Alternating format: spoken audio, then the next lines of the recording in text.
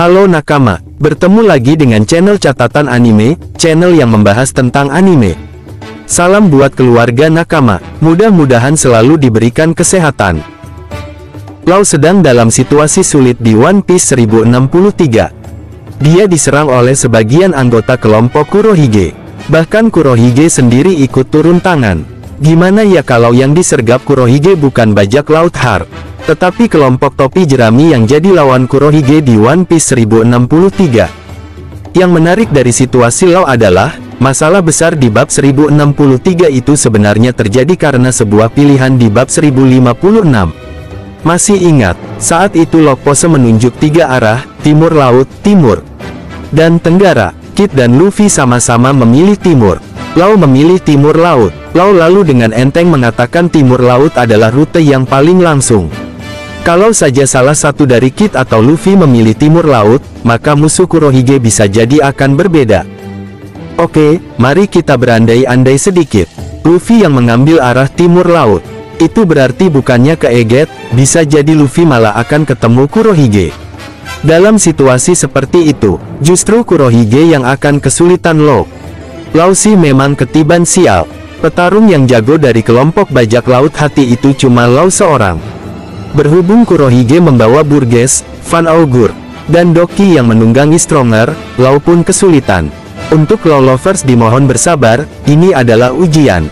Karena pada dasarnya melawan Kurohige beserta tiga komandan Yonko miliknya bisa dikatakan sangat berat untuk Lau pikul sendirian.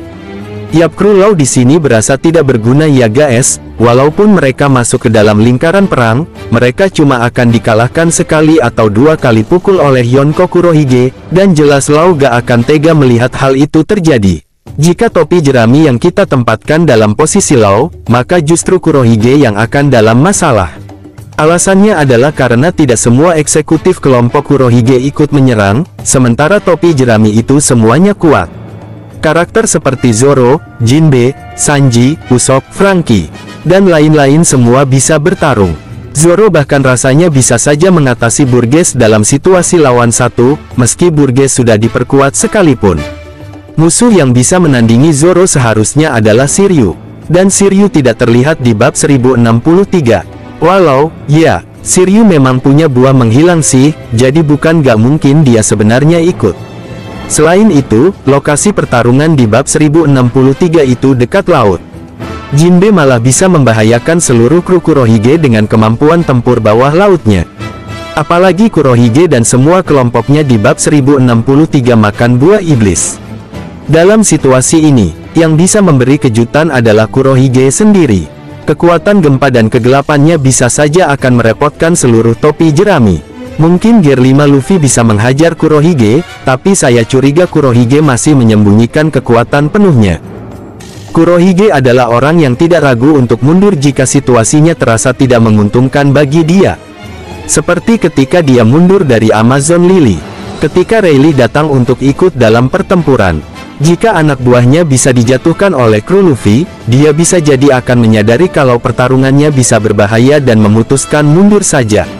Lagi pula Van Augur sekarang punya kemampuan teleportasi, mampu memindahkan seseorang sekarang, seperti ketika dia memindahkan Burgess dalam sekejap untuk mengejar Lau di bab 1063. Lalu Kurohige akan melawan Luffy lagi nanti saat dia membawa seluruh ten Titanic Chaptains. Kesimpulan saya adalah kalau Luffy yang berada di posisi Lau di bab 1063, bisa jadi malah Kurohige yang dalam bahaya.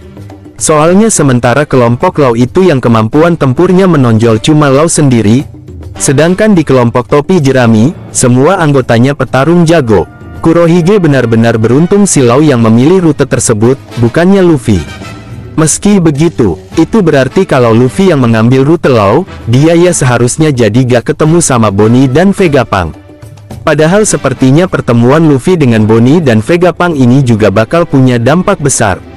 Nah itu teori saya soal gimana kalau topi jerami yang lawan Kurohige di One Piece 1063.